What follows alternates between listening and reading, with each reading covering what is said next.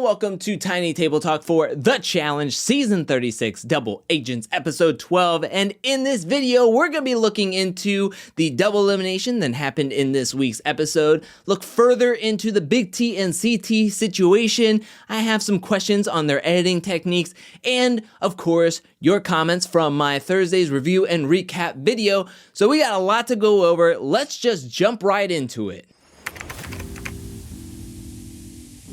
Now, out of all the conspiracy theories that I went over in my last week's Tiny Table Talk, I'm really happy that we got a double elimination. I think knowing that two people were gonna leave this episode regardless really calmed my frustrations of not getting an elimination last week, even though I feel like we could have gotten at least something of what the security breach was, but that's gonna be for the later topics. But my theory of the double elimination was a little bit half-baked just because I didn't know what was gonna happen or how the second pairing was gonna be figured out, but it makes complete sense that the double agents would just have their powers doubled. This was the most powerful double agents that we've had in this game thus far. We come down to CT giving Devin anybody that he wanted, and Devin picks Darrell, which at the moment I was like, that doesn't make much sense, but then thinking back to it, it really does make a little bit of sense. And when I say a little bit of sense, I mean that in the grand scheme of everyone who he was able to pick from, I was like, oh, well, Kyle probably has the worst puzzle skills up there.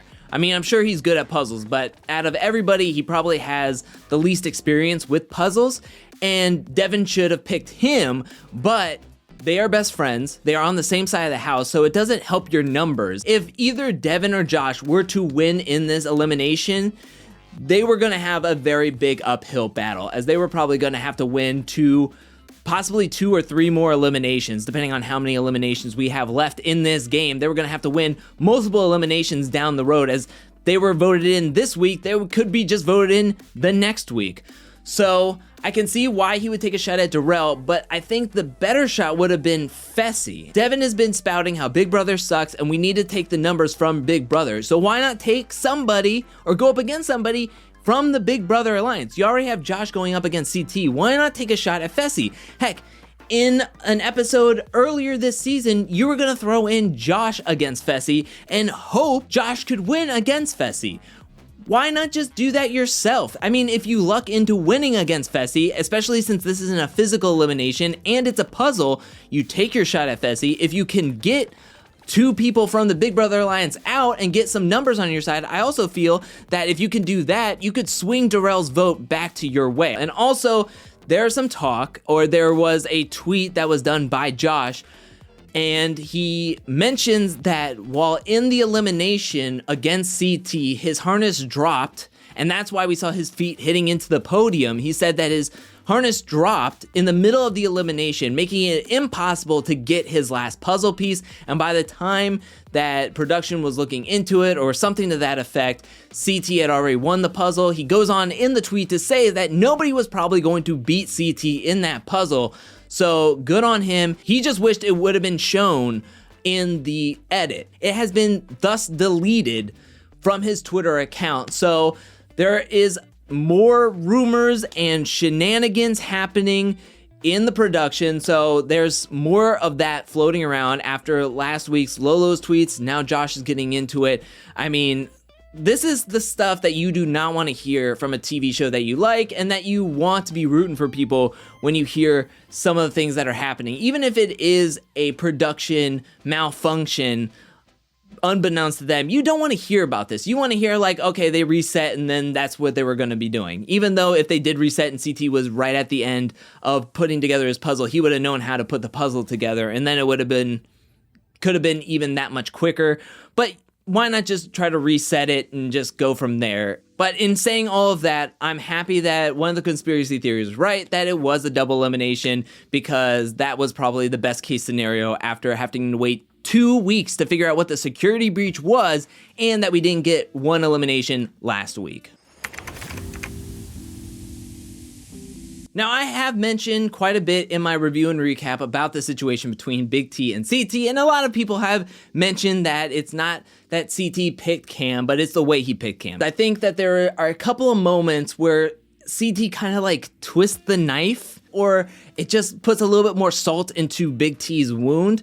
And that is the one point in the elimination where they're on the crater and CT is going nuts about picking Cam. And then he mentions that since the day that I rejected you for a partner, I've been waiting for this moment the whole time, and I've been trying to figure out a way to get you back, and you're going to be coming with me to get to the finals.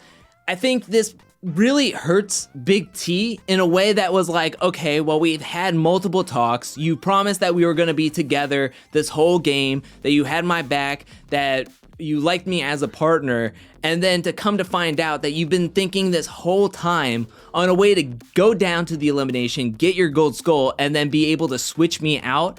I think that was a huge kind of slap in the face. And then as we move to the bonfire where they're talking, and then CT is trying to almost like validate his decision to picking Cam. Again, it's not that he picked Cam, it is the way he picked Cam, and that's what Big T was more upset about. Just be upfront and honest with me. Tell me you want to pick Cam and that you're going to pick Cam, and I'll be fine with it. But CT didn't do that, and so then he's talking about how that Big T isn't ready to run the finals. She's been running this whole season looking for CT's like praise and inspiration. She's been trying not to let him down as a partner, and CT has really been building her up, hyping her up, saying that she can do anything and everything she puts her mind to. But then when it comes down to it, and then they split apart, and then he's just like, look, you don't have what it takes.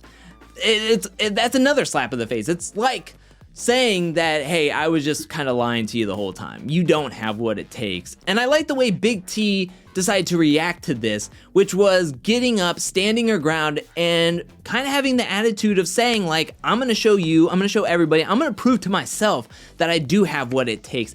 And I am going to do as best as I can to get far as I can and get to that finals. Even though she probably still would have felt rejected and a little upset that CT wanted to switch partners, I think the blow would have been a little bit more softened by him coming up to her with knowing the intentions of being truthful and upfront with her, saying like, hey, I'm just letting you know that I'm probably going to change partners. I wanted to point out those 2 points that CT makes within the episode to kind of like get a more thought of why Big T was hurt as much as she was, and why she felt so strongly about what CT was doing and what he was saying and the actions that he was showing when switching partners from her to Cam. Now, in last week's episode, I made it abundantly clear that I hate cliffhangers, and a lot of people have left comments in my past videos saying that they hate cliffhangers as well. Yet here we are, 2 episodes with 2 cliffhangers, and I just feel as though that possibly, maybe, is there a way that could have been a little bit more streamlined, that we could have had smoother edits to where both these episodes that we had could have been a bit more of what we come to expect from the challenge each week. Granted, in these 2 episodes, we had 4 people leave. I was thinking on the lines of, what if, say, in last week's episode, we learned that the security breach is a double elimination. We get the players and the matchups. We even start the Devin versus Darrell elimination to the point where we get to the both guys on the puzzle, and then we cut that into the to be continued. We come back this week and we get through the double elimination within 20 minutes. And then I think that in this episode, yes, we got 3 people leaving, but there was still a ton of what I call filler. Like, I think that we lingered a little too long on the CT versus Kyle fight in the kitchen, Nam's back, and the hot springs, that I think those 3 moments could have been put together within like 10 minutes. And then we could have gotten into the daily challenge and moved into more of the episode and got to the deliberations and to the elimination. I don't know, maybe I'm living in a fantasy world, but I just think that there is a better way, that we could have at least had half of the double elimination going, so that way we still have at least 1 elimination happening in last week's episode, get it started in the second double elimination for this episode. We could have gotten into the drama a little bit earlier. We could have gotten to maybe shorten the hot springs to what they do, like going out to the bar area in past seasons. That could have been shortened up a little bit, because that was a lot of expository talk between like Big T and Corey, Amber and Nani. That's just how I felt about these 2 episodes. Granted, the double elimination was great. I loved it. I feel like we could have gotten more out of these 2 episodes than say what feels like to be 1 episode altogether. Like I felt like the last 2 episodes was 3 hours of 1 episode. And there was so much filler that I don't think it warrants 3 hours for 1 episode, because we got the daily challenge, we got to the voting, then we got to the elimination. And all we did in this episode was finish up the elimination and then moved on to next week's daily challenge.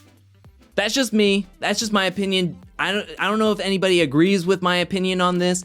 I just felt like that's what I feel about these last 2 episodes and everything that was in it and the editing techniques. But let me know in the comment section below if you feel the same, or if you felt like these 2 episodes were fantastic and I don't know what I'm talking about. That's cool too. Let me know that in the comment section below. All right, time to read some comments from my Thursday's review and recap, and the first comment comes from Bo, who says, the worst part of this episode was CT pounding the cold cut solo. No cheese, no bread, nothing. Can I just say that rewatching this clip, CT goes into the fridge, opens up a brand new pack of turkey, and just starts downing it while yelling at Kyle and having this argument. I mean, he eats half of this pack of turkey without skipping a beat in this argument with Kyle. At one point, it was really hard to understand CT because it just seemed like he was mumbling at one point. Also, the turkey was just built up in his mouth and he's like trying to tell Kyle to take the L. It was a lot going on in that scene. The next comment comes from Akeem, who says, my boy Corey is the Dr. Phil of the house this season. He is. I mean, Corey has really just been like playing under the radar. He's like everyone's friend. And everyone is just like chill with Corey. I mean, he used to be like in Dirty 30. He was on everyone's radar for having his hit list, and it took him a while to shake that off, and now he's coming in like total madness. He was really chill with everybody, and this season, he's even more under the radar and very chill. So as long as he gets an opportunity to get his gold skull, I think he's playing a really good game. The next comment comes from Lauren, who says, this episode was just really bland without the challenge in it. Too much drama, not enough of the actual game. With 90 minutes in the episode, there really should have been a challenge. 1000%, Lauren. These last 2 episodes were just 1 3-hour long episode, which I wish there was a flex in the challenge where if they don't have enough, they're just like, okay, let's just do 60 minutes this week. Like, I'm not gonna complain if there's just a 60-minute episode or 2 60-minute episodes. They're like, hey, we don't wanna bore you with random filler that we can't fill enough with a 90-minute episode.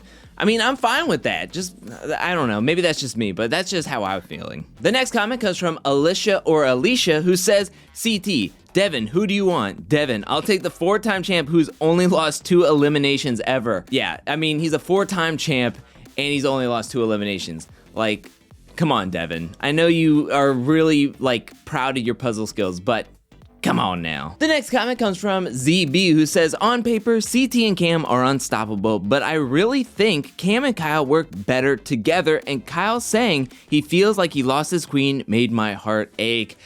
I think that there was more to this Cam and Kyle duo. I think there was this like real love and respect between the two, and they got each other. Up to this point, they've been working since episode 2, so working so closely with each other, I think there is that bond and connection that they have, that when they did split, I mean, I did feel a little something when Kyle was talking about how he's a follower and Cam's a leader and he was the king and she was the queen. And to be fair, we haven't seen CT and Cam work together just yet. We're gonna get that in the next episode, so I feel like we're gonna have to wait and see, but I do think that throughout the course of this season, Cam and Kyle have really grown stronger together in their connection. And I think in the Smuggle Run, they came in like 3rd place.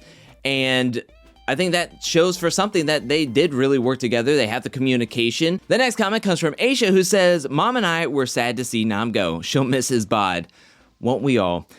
Can't wait to see how CT and Cam will be together. Also, will the Black Widow strike again? Yes, Corey is the Reaper of the season and now is paired up with Gabby. And Gabby even mentioned it in this like end of this episode where she's like, I'm gonna have to break this curse. And will she be strong enough to break this curse? We're gonna have to wait and see. But yes, I agree with everything in this comment. The final comment comes from Zoleo, who says, "We all knew CT was going to switch partners when he got the chance. He was very excited to win and his adrenaline was pumping, but he didn't need to embarrass Big T like that. For me, the worst part was when he tried to so-called apologize and he should have just let Big T vent. When he said, 'You are not ready to run a final,' just seemed unwarranted. Then when he said, 'I won't let you assassinate my character,' made me think he was only apologizing so he would remain a fan favorite. He knew he was wrong because his excuse, 'I didn't lie, I broke a promise,' is by far the dumbest thing I heard this season." And I have to agree 1,000,000%. I totally understand why CT picked Cam. I think we all can understand that. And I think he's always going to try to win this money, but the way he went about it was terrible. I think him trying to say, "I didn't lie, I broke a promise," was asinine of a statement because I think it's the same thing. It's completely the same thing. So yeah, he should have just let Big T vent. He should have just apologized. And if he really meant it, he would have just apologized for being in the wrong and then trying to mend their friendship and relationship as the game progressed. But he tried to verify and validate why he did what he did, and then it's like, no, you're taking this off to a whole nother thing, and it just snowballed from there. And I just don't think it was very genuine, and I think Big T could sense that it was just very inauthentic of his apology, or the so-called apology. Alright, but that is it for this video. What'd you think about this episode? Let me know that in the comment section below. Let me know anything and everything about what you think about this season, this episode, everything that went on down in the comment section below. And while you're down there, hit that like and subscribe button. I'll be back really soon with more Challenge 36 Double Agent content, more challenge content, more content in general. But until then, peace.